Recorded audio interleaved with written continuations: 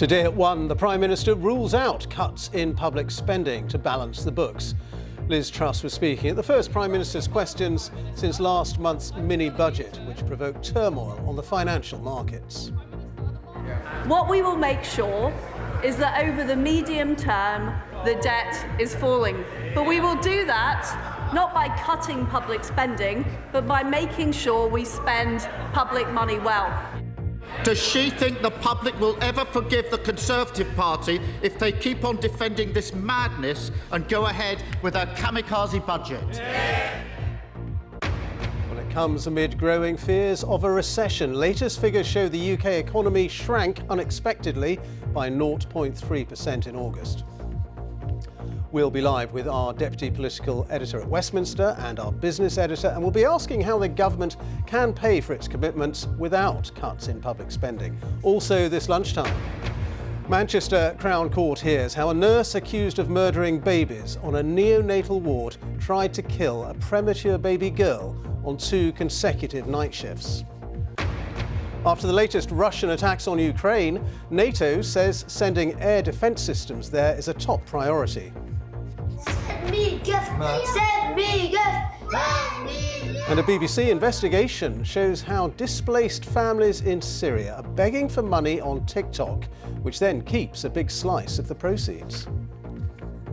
And coming up on the BBC News Channel, England's preparations for the T20 World Cup continue in Canberra, testing their credentials against the hosts Australia in the second of their 3-match series.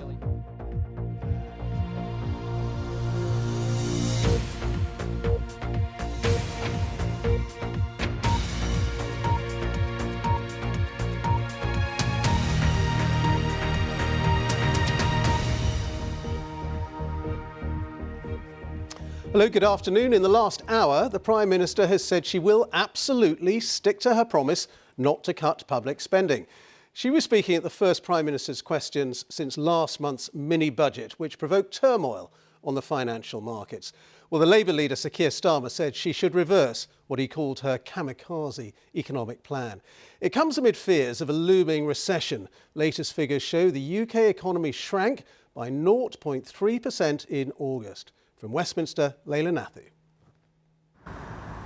A government weathered by storms of its own making. It's hard to believe this was only Liz Truss's second outing at Prime Minister's questions. Have you wrecked the economy, Prime Minister? Her budget, in all but name, not yet 3 weeks old, set out a programme of major tax cuts, but it triggered turmoil in the financial markets, prompted a rise in mortgage rates and caused unrest within her own party. In the Commons, the Labour leader Sir Keir Starmer attacked the measures and called for the government to change course. Who voted for this? Not homeowners paying an extra $500 extra on their mortgages. Who voted this? Not working people paying for tax cuts to the largest companies. Who voted for this? Not even most of the MPs behind her who know you can't pay for tax cuts on the never, never. Does she think the public will ever forgive the Conservative Party if they keep on defending this madness and go ahead with a kamikaze budget? Mr. Speaker, what our budget has delivered is security for families for the next 2 winters. It's made sure that we're going to see higher economic growth, lower inflation and more opportunities. The way that we will get our country growing is through more jobs, more growth, more opportunities. But lower taxes have to be paid for somehow. Sir Keir pressed the Prime Minister on a pledge she made before she took office. During her leadership contest, the Prime Minister said, and I quote her exactly, "I'm very clear. I'm not planning public spending reductions." Is she going to stick to that? Absolutely. Absolutely. A clear commitment. What we will make sure is that over the medium term, the debt is falling. But we will do that not by cutting public spending, but by making sure we spend public money well. The fallout from the budget has overshadowed the Prime Minister's first weeks in office. She's already been forced into a major U-turn on scrapping the top rate of tax. With pressure coming from both outside and within her party, there's more that could yet come unstuck. Leila Nathu, BBC News, Westminster. Well, let's get the thoughts of our Deputy Political Editor, Vicky Young, who's at Westminster for us this lunchtime. Vicky, no cuts in public spending, says the Prime Minister quite emphatically. So people are asking, how do the government's sums add up? Yeah, and I think Conservative MPs will be asking exactly that question. There's a clash here, really, isn't there? And I think the Chancellor, the government, they're boxed in many ways because of that mini budget. You've got what the markets want, which is reassurance. They don't like the idea of these unfunded tax cuts, this huge amount of extra borrowing. They want to know how he's going to balance the books, how he's going to get debt down. And then you've got what Conservative MPs would be willing to tolerate. What the Prime Minister today is saying is that there won't be any spending cuts. Now, partly that could be to do with the fact, as the Chancellor said before, is that the spending that's been outlined in the past is staying the same. But of course, with inflation going up so much, it means that actually that will feel like cuts in many departments. What government figures are also saying is that people will end up paying more tax because wages are going up. There's also been a big intervention in the energy market by the government today, which will also bring in extra revenue. Now, the details of all of this, of course, we're not going to get until the 31st of October. And in the meantime, you've got Conservative MPs looking and feeling extremely nervous, wondering how these figures will add up, how the markets will react in the meantime. And they'll be hoping that the Chancellor does have a plan. How is he going to work all of this out, show that he's thought about it, calm the markets and calm his own MPs? All right, Vicky, thank you very much indeed. Vicky Young there. Well, meanwhile, there are growing fears the UK economy will go into recession after new figures show it shrank unexpectedly by 0.3% in August. And there's continuing turbulence on the financial markets. The Bank of England has insisted its emergency intervention on the bond market to support pension funds will end this week. Our business correspondent Ramzan Kamali has more. Within 3 weeks of the Chancellor's mini-budget, the warnings over his actions are coming thick and fast. Yesterday in Washington, the International Monetary Fund said that higher prices in the UK would stay here for longer, and that the government's current course of action was at odds with what the Bank of England is trying to do to get inflation down. Imagine a car with two drivers in the front, and each of them with a steering wheel, and one wants to go left and the other wants to go right. I mean, one is a central bank trying to sort of cool off the economy so that price pressures will ease, and the other one is want to sort of spend more to support families, etc. But beyond that is going to add to aggregate demand. The IMF believe that the Chancellor's tax-cutting plans will only boost growth in the short term. In the international market. And economists appearing in front of MPs today weren't optimistic. We're not going to hit medium-term 2.5% growth in this economy at the moment. This is something that's going to have to be nurtured, as I've said to this committee a number of times, over decades. Yesterday at the IMF meetings, Andrew Bailey, the Governor of the Bank of England, came under focus. The bank has had to intervene in the bond market to help ensure the viability of many pension funds.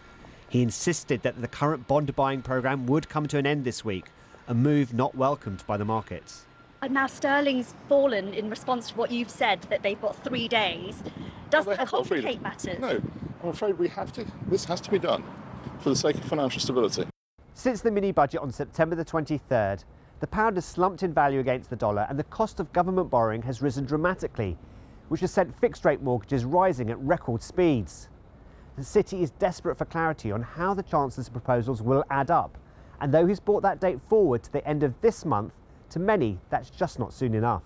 The first thing is that the Chancellor actually needs to reveal his plan. I mean, the government is playing its cards either very close to its chest or it literally doesn't know what its hand of cards is.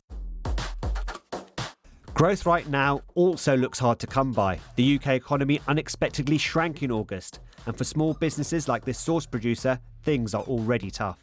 Things are definitely reduced in terms of sales, customers returning because it's something that they just cannot sometimes afford. The government says it is confident in its growth plan, but the pressure is intensifying on the Chancellor to come up with a credible debt plan and quickly. Ramzan Karmali, BBC News. Let's talk to our business editor, Simon Jack. First of all, Simon, you've been at the Bank of England this morning talking to people there. They are adamant they're going to end this emergency intervention this week on the bond market. Yeah, that was always the plan. It was a short-term emergency programme to fight what was an outbreak of instability in the financial market, which threatened some bits of the pension industry, not a huge part of it, but an important part. And what they did was they came in and said, we will buy up these bonds so they're not sold off in a fire sale and create disorder in the financial markets. But what they weren't trying to do is actually bring interest rates down. This was not a kind of bring interest rates down exercise. This was a financial stability. Things could go badly wrong here. So they're going to end that this Friday. And what's happened in the bond markets, the cost of government borrowing, which has a massive knock-on effect for all of us, it dictates the price of our mortgages, is that the cost of government borrowing, which did come down when the Bank of England got involved, has slowly crept up right back to where it was before the Bank of England intervened. And while it is undeniably true that interest rates have gone up around the world, it is also undeniable that the mini budget and those questions around how the books are going to balance did spook the markets big time, and they are right back in the kind of, questioning, nervous, unsettled place that they were before. And what do you think will be their response to the statement from the Prime Minister we've heard in the last hour? No cuts in public spending. What's your view on how the government's going to balance the books? Well, that is baffling in a way because as things stand, he's got a £60 billion a year hole in the public finances. How is he going to fill that? One answer is to reverse some of the tax cuts they announced on the 23rd of September. That would be pretty politically difficult. The other one is to have massive swinging spending cuts. Now, there may be a bit of sleight of hand here. They may be saying, well, we're spending all this money on capping energy bills, and maybe they're factoring that into the overall rise in public spending. But that still could mean, because inflation is so high, big cuts in departmental spending. At the moment, the markets are scratching their head. They remain unconvinced about the medium-term plan. Simon, thank you. Simon Jack there, our business editor. And you can catch up on all the latest information to do with the economy and the latest political news from Westminster online, bbc.co.uk/news. Well, other news now, and a nurse accused of murdering babies on a neonatal ward tried 4 times to kill a premature baby girl before succeeding, a court has heard. Lucy Letby is charged with murdering 7 babies and attempting to murder 10 others at the Countess of Chester Hospital in 2015 and 2016. She has denied the charges. Well, let's get the latest from our North of England correspondent, Judith Moritz, who's at Manchester Crown Court for us this afternoon. Judith. Yes, and the court's continued hearing detail about the 17 babies as the prosecution continue to open their case. Now, we're not referring to those babies by name for legal reasons, and so we're using an alphabetical system. And today the court spent quite some time hearing about the case of baby I, a premature little girl. And Nick Johnston KC, who is prosecuting, told the jury that even by the extremes of this trial, hers is a particularly extreme case. He explained that it's the Crown's case that Lucy Letby tried 4 times to kill that little girl, only succeeding on the 4th occasion. And the jury was told that it's alleged she injected air into the baby's stomach and bowels, and that had had the effect of squashing her lungs, making it impossible for her to breathe. Now, we heard in court that on the 4th occasion, on the final occasion of these alleged attacks, that Lucy Letby was not the designated nurse who had responsibility directly for caring for that baby. That nurse had left the room temporarily. She came back because she heard alarms sounding on the monitor, and she found that Lucy Letby was standing by the incubator. She said she wanted to intervene and to get help. Lucy Letby said that things would settle. That didn't happen, and despite doctors' efforts to resuscitate her, the little girl died. And the court was told that after this all happened, the little girl's parents were offered the opportunity to bathe the baby, and that as they'd done so, Lucy Letby had come into the room and had said that she'd been present at baby I's first bath and how much the baby had enjoyed it. And the court also heard that after the baby had died, that she had sent a sympathy card to that family. She was asked in police interview about that, and she said she recognised that that was not usual. Well, Lucy Letby denies all of the charges she faces, and the case will continue this afternoon. Judith, thank you. Judith Moritz reporting there. Defence ministers from the NATO military alliance are meeting in Brussels today, discussing how to step up their support for Ukraine after this week's Russian missile attacks there. NATO Secretary General has said that sending more air defences to the country is a top priority. Ukraine's President Volodymyr Zelensky has called for what he calls an air shield against future Russian attacks. Let's get the latest from our correspondent in Kyiv, Hugo Bechega. Hugo, have there been more Russian attacks on Ukraine today?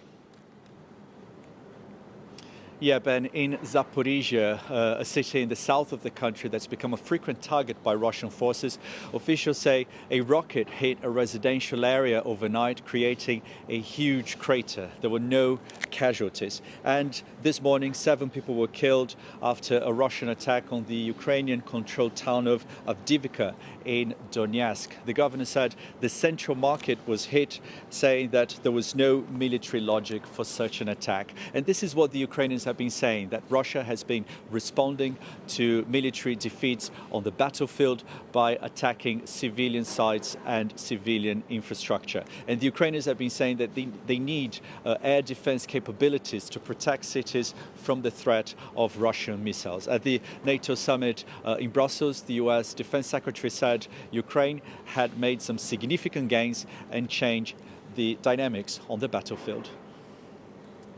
OK, Hugo, thank you very much indeed. That's Hugo Bechega there for us in Kyiv. Here, the NHS has issued its first ever Amber Alert to highlight its low supply of blood in England. Our health correspondent Catherine Burns has got more on that for us right now. Catherine, what's going on and what are they saying they need? Well, ideally, NHS Blood and Transport likes to have about 6 days blood supply in England. For O negative right now, it has less than 2. It's just over 2 for O positive. And there are several other blood types with shortages too. So this means that we think since the first time since the late 1990s, hospitals in England are being asked to manage their blood supplies with certain emergency measures. And this could mean possibly cancelling up to 1% of elective surgery. So this isn't going to affect emergency or cancer care or transfusions for patients who have long-term conditions. But this is the last thing we need with waiting lists of about 6.8 million people waiting for treatment. As to why this is happening, the main reason is staff shortages and sickness. So we're talking about donor carers, the people who look after you when you give blood. So right now and this is an ongoing problem since the start of the pandemic, existing donors are being asked to make appointments if possible, but it might not be that easy because there's just a handful of cities in England right now that have more than 50 free appointments this week. All right, Kath, thank you very much. Catherine Burns, our health correspondent. There are calls to offer all women an NHS health check once they turn 45 so they can discuss the menopause with their GP. A group of MPs who've been investigating the issue say the current level of support is completely inadequate. Well, our correspondent Anjana Gadgil has this report. Misunderstood, misdiagnosed and ignored. Common complaints from women going through the menopause. It's an issue highlighted by these celebrity campaigners who went to Parliament in June to tell their stories.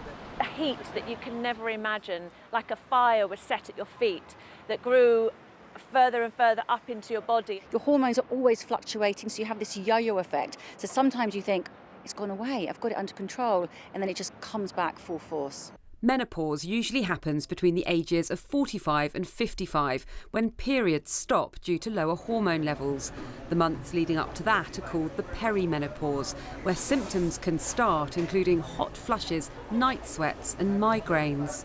What I'm classically seeing is that women will be on their knees. So they've got to the point where they've sort of put up with symptoms because they don't want to disturb the doctor. I've had some women who genuinely come and see me and think, I thought I've got dementia, Dr. Arif. Women will have palpitations, anxiety, panic attack, mental health symptoms, lack of libido, which can really impact relationships as well. For the past year, a group of MPs from all parties have heard from menopausal women, doctors and employers. Today, their recommendations are being presented to the government. They include inviting all women for a menopause check-up at 45, scrapping prescription costs for HRT in England in line with the rest of the UK, and more training for GPs. The shortage of HRT also needs to be addressed. The increased demand is down to the pressure groups and the campaign groups and the Davina effect and everything else that we've seen. That drives women to go to their GP and to ask for HRT. What the government are not doing is working with the manufacturers to make sure they're producing enough HRT and it's readily available. Other recommendations include better support for women in the workplace. 51% of the population will experience menopause. It's an experience women are increasingly willing to share. And Janet Gadgill, BBC News. And the time is 20 minutes past 1. Our top story this lunchtime. The Prime Minister rules out cuts in public spending to balance the books as she attends her first Prime Minister's questions since last month's mini-budget.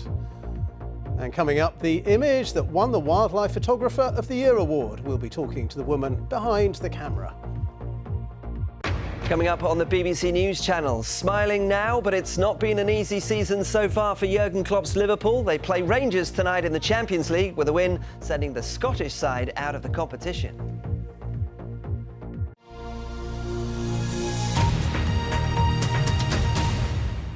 Three of the UK's biggest conservation groups are mobilising their supporters against what they call the government's attack on nature. The National Trust, Wildlife Trusts and the RSPB, which have more than 8 million members between them, are worried about changes to farming subsidies and legal protections for wildlife. This report now from our Rural Affairs correspondent Claire Marshall. This is the extreme end of environmental protest. This might not be the tactics of more mainstream conservation groups, but their direct action has begun, just in a more genteel way. Going forward together, united. This was in the Environment Secretary's constituency this weekend. And now, in an unprecedented meeting in London to show their unity, the heads of three of the biggest conservation charities in the UK. This is the biggest attack on nature that I've certainly come across in my lifetime, never mind my career. This is unprecedented, I have to say, and that is why we are stepping forward, the same as the Wildlife Trust and the RSPB. To be fair to the Environment Secretary, he has said that these claims are simply not right, that going for growth will not come at the expense of the environment. I mean, there have been these assurances. We can see in black and white, tabled in Parliament, proposals to remove all EU-derived legislation on protecting the environment, something around 570 pieces of legislation that's taken decades to put in place. It's going to take more than a few bland reassurances from ministers to actually reassure us that they're not trying to remove that legislation. So what do they see as an attack on nature? There's the U-turn on the fracking ban, the review of environment-focused farming subsidies, the loosening of planning laws in new investment zones, and the potential ditching of vital European wildlife protections. RSPB members have written over 100,000 letters to MPs. What next? This is something that we just can't allow to go forward. It is such a threat to nature in terms of its cumulative impact that we have to be able to do something about it. So I think all options are on the table in terms of what might happen next. Despite this pressure, the government says that it is committed to halting the decline in nature and that its obligations to the environment will not be undermined by the pursuit of growth. Claire Marshall, BBC News. A BBC investigation has found that up to 70% of donations sent to displaced families in Syria via TikTok are being taken by the social media platform. Middlemen gave vulnerable families, including dozens of children, access to phones and accounts so they could live stream for hours at a time begging for digital gifts. Anna Gelbart has more details. Send me gift, send me gift, send me gift. For life. They're asking for help, for follows, for gifts. This is a new trend on TikTok. Working with BBC Arabic, we found more than 300 TikTok accounts posting these kinds of videos, with viewers sometimes spending more than $1,000 an hour in total on gifts. The idea behind TikTok gifts is to reward creators for interesting content. These gifts are bought with real money and can cost up to $500. The gifts are converted to a virtual currency that you can withdraw as cash. But how much of that goes to the families? And how much does TikTok take for itself? You can see there's a pattern. The children seem to be saying the same kind of things. They're asking for likes and gifts. And if you listen closely, sometimes you can hear there's a voice off camera actually telling them what to say. We asked a local journalist to visit a camp in northwest Syria. Mona lives here with her 6 daughters. They go on TikTok for 2 or 3 hours at a time, several times a day. She's saving up to pay for medical treatment for her daughter Sharifa, who's blind. I tell them about my life in the camps and how we lost our home, and about my daughter's situation so that people will support me. Hamid also lives in the camp and is known as a TikTok middleman. He sold his livestock to buy a phone and now works with 12 different families, setting up their accounts, filming and withdrawing their earnings. He says most of the gift's value is taken by TikTok before it even reaches his account. The lion is the biggest gift. It's worth $500, but by the time it reaches the money transfer shop, it's only $155. TikTok wouldn't tell us how much commission it takes on gifts in the app, so we decided to check for ourselves. We asked local journalist Mohammed to go live from an account in Syria and sent him $106, around £90, in gifts from another account. Then he went to withdraw the money. From the $106 in gifts we donated, TikTok took 73. That's almost 70%. The money transfer shop charged a further 10%. And people like Hamid, who provide the phones, take a cut of what's left. So from those $106, our Syrian family would have just $19. And often the families we spoke to get much, much less. In a statement, TikTok said that this type of content is not allowed on their platform, and they would strengthen their global policies around exploitative begging. A charity that works in the camp told us it could help support these families as an alternative to making money from TikTok live streams. But there are still hundreds of families going live from camps in Syria every day. And the lion's share of the money donated lines the pockets of TikTok itself. Hannah Gelbart, BBC News. And if you'd like to see more on that story, you can search for TikTok begging in Syria on iPlayer to watch the full documentary. The UK Supreme Court has been hearing a second day of legal arguments on whether the Scottish Parliament can legislate for a second independence referendum without the agreement of Westminster. Let's get the latest on that with our Scotland correspondent Alexandra Mackenzie, who's at the Supreme Court. Bring us up to date on what's been happening this morning. Well, we've just been hearing this morning the arguments set out by the UK government, and that was done by Sir James Eadie KC, and much of that surrounded a draft referendum bill that has not yet gone through the Scottish Parliament.